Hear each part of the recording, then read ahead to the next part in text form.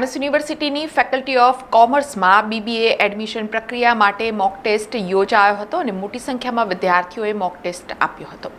MS યુનિવર્સિટીની faculty of કોમર્સમાં બીબીએના પ્રથમ વર્ષના પ્રવેશ એડમિશન માટે તારીખ 13 એપ્રિલના રોજ રિટર્ન ટેસ્ટ યોજાનાર છે, જેમાં 200 સીટો માટે 2000 વિદ્યાર્થીઓ રિટર્ન ટેસ્ટ આપશે। ત્યારબાદ પરીક્ષામાં પસંદગી બાદ વિદ્યાર્થીઓનું ગ્રુપ ડિસ્કશન તારીખ 25, 26, 27 એપ્રિલના રોજ યોજાશે। આ પ્રક્રિયા પછી પ્રવેશ માટે મેરિટ લિસ્ટ જાહેર કરવામાં આવશે।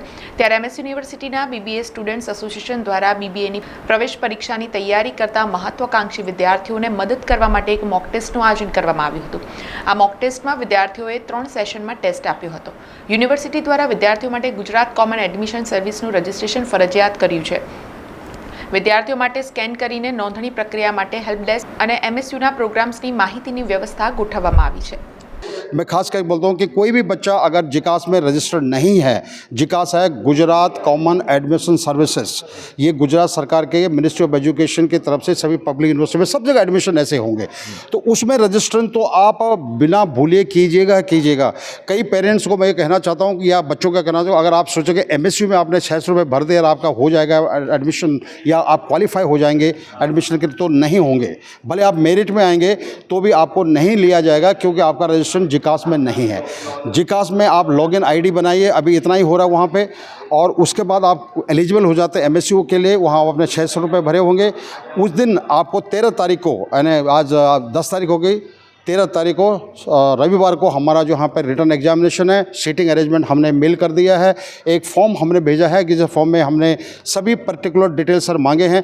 चूँकि जिकास का फॉर्म पूरा नहीं भरा जा रहा है, अभी खुला नहीं है पूरा, रिजल्ट नहीं आया है, कास्ट कैटेगरी हमको चाहिए, उसके बाद फीस कैटेगरी चाहिए, ये सब सूचनाएं हमने कैंडिडेट से मांगी हैं, जो कि उस दिन परीक्षा के दिन उनको लाना पड़ेगा। और जो कास्ट का होगा, जैसे कोई SCBC है तो उसका SCBC का certificate, non criminal certificate, EWS है तो EWS का सर्टिफिकेट हमको जमा करने पड़ेगा 13 तारीख को।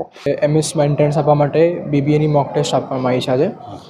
3 સ્લોટ હતા, મારો 9 થી 11નો ટાઈમ હતો। એમાં બેઝિકલી હોય એટલા માટે એક એપ્ટિટ્યૂડ ટેસ્ટ હોય, જેનાથી કેન્ડિડેટ શોર્ટલિસ્ટ થઈ જાય કે કોણ એલિજિબલ છે એકચ્યુઅલી, અને એના કારણે લોકોને એમએસમાં આવવાનું મળે છે। એટલે એમએસના જે એકચ્યુઅલ પેપર છે એવું કેવું હશે, એના જેવું પેપર સેમ પેપર હતું આજે। જે મોક અમારું રિયલ એક્ઝામ છે એ 13થના છે, અને આજે એનું એક પેપર ટાઈપ હતું, ટેસ્ટ પેપર ટાઈપ હતું। બેનિફિટ આનું એવું છે કે એપ્ટિટ્યૂડમાં તમારી થિંકિંગ ખબર પડે કે તમે લિમિટેડ ટાઈમમાં તમે કેવું વિચારો છો, એનો તમને આઈડિયા આવે।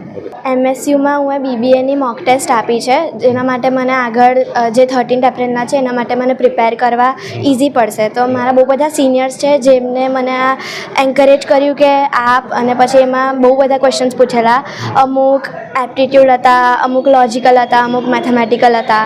તો આના લીધે એટલે હું જાતે પ્રિપેર કર્યું છે। અમુક લોકો AMSમાં જાય છે, પણ હું જાતે પ્રિપેર કર્યું છે, અને મેઇન એક્ઝામ 13th છે। સમાચારોના સતત અપડેટ માટે TNN ન્યૂઝને YouTube પર સબસ્ક્રાઇબ કરી બેલ આઇકોન પ્રેસ કરો અને અમારી સાથે જોડાયેલા રહો Facebook, Instagram અને Twitter ઉપર।